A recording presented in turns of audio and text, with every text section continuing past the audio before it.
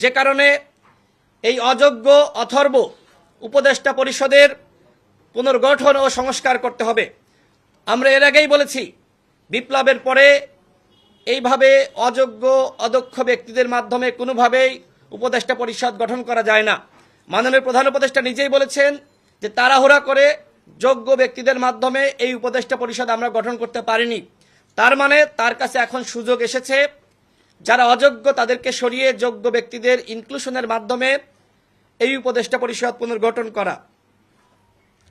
সংস্কার কমিশনগুলো যে প্রস্তাবনা দিয়েছে, রাজনৈতিক দলগুলো এবং গণ অভ্যুত্থানের যে স্টেক হোল্ডার বা শক্তি রয়েছে তাদের সাথে দ্রুত সংলাপের আয়োজন করা এবং এই সংলাপের মাধ্যমে অন্তর্বর্তীকালীন সরকারের পরিকল্পনা কি এবং তারা কি করতে চায় সেই লক্ষ্যে তাদের রোডম্যাপ প্রকাশ করতে হবে।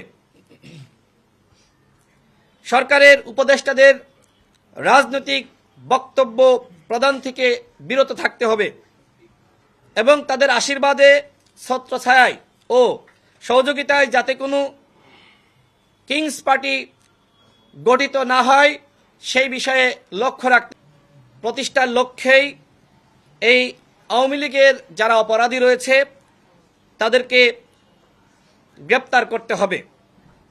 কিন্তু আমরা দেখতে পাচ্ছি আসামিদের গ্রেপ্তার, জেলে ও দেশের বাইরে রেখে এই সরকার বিচার কার্যক্রম পরিচালনা করতে চাচ্ছে, যেটা আসলে ন্যায় বিচার পরিপন্থী। কোনোভাবেই আসামিদেরকে গ্রেপ্তার না করে জেলের বাইরে রেখে ন্যায় বিচার প্রতিষ্ঠা করা সম্ভবপর নয়।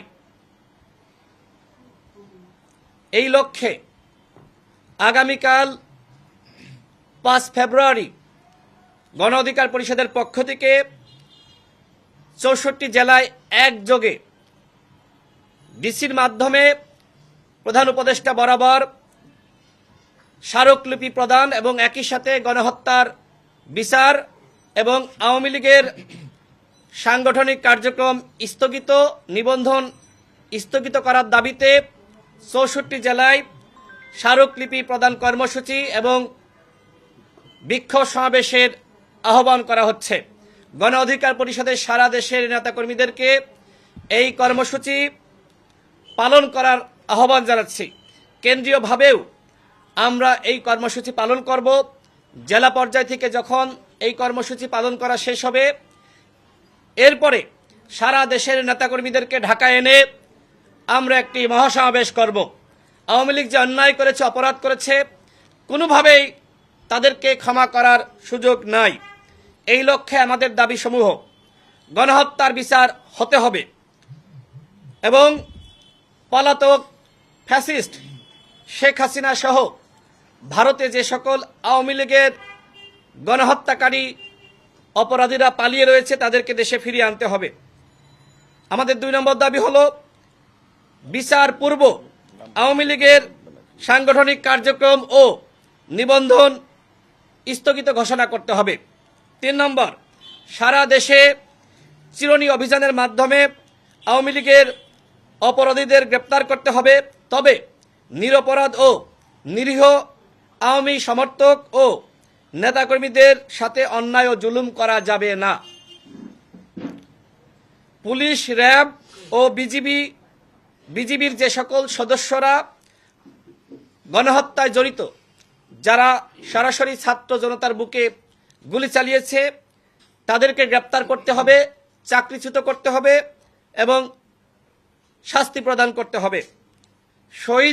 শহীদ ও আহতদের সঠিক তালিকা তৈরি করতে হবে, তাদের ক্ষতিপূরণ নিশ্চিত করতে হবে এবং আহতদের সুচিকিৎসা ও পুনর্বাসনের উদ্যোগ গ্রহণ করতে হবে। আপনারা জানেন যে আমরা গণ অধিকার পরিষদের পক্ষ থেকে প্রধান উপদেষ্টার সাথে বৈঠক করে এমনকি জাতীয় সংলাপে বলেছিলাম যে যারা শহীদ হয়েছে সেই পরিবারকে ন্যূনতম 1 কোটি টাকা করে ক্ষতিপূরণ দিতে হবে এবং যারা আহত হয়েছে তাদেরকে ন্যূনতম 50 লাখ টাকা করে ক্ষতিপূরণ এবং পুনর্বাসনের ব্যবস্থা করতে হবে। বিগত 15 বছরে ফ্যাসিস্ট হাসিনা রেজিমের হাসিনা রেজিমে যে সকল অন্যায় অপরাধ সংঘটিত হয়েছে তার বিচার করতে হবে। গুম, খুন, ক্রসফায়ার এবং বিচার বহির্ভূত হত্যাকাণ্ডের ন্যায় বিচার প্রতিষ্ঠা করতে হবে। 14, 18 ও 24 সালের অবৈধ ও ডামি নির্বাচনের সাথে সম্পৃক্ত প্রধান নির্বাচন কমিশনার সহ নির্বাচন কমিশনারগণ, ইসি কর্মকর্তা, সরকারি আমলা, ডিসিএসপি সহ যে সকল সরকারি কর্মকর্তারা হাসিনাকে ক্ষমতায় রেখেছিল অন্যায়ভাবে জনগণের সাথে জুলুম করার মাধ্যমে, তাদেরকে জবাবদিহিতা এবং শাস্তির আওতায় আনতে হবে। জাতীয় ঐক্য ও সংহতি প্রতিষ্ঠায় ফ্যাসিবাদ বিরোধী সকল রাজনৈতিক দলের সমন্বয়ে রাজনৈতিক পরিষদ গঠন করতে হবে। প্রায় 6 মাসেও উপদেষ্টা পরিষদের অযোগ্যতার কারণে কাঙ্ক্ষিত লক্ষ্য ও জনগণের প্রত্যাশা পূরণ করা সম্ভবপর হয়নি।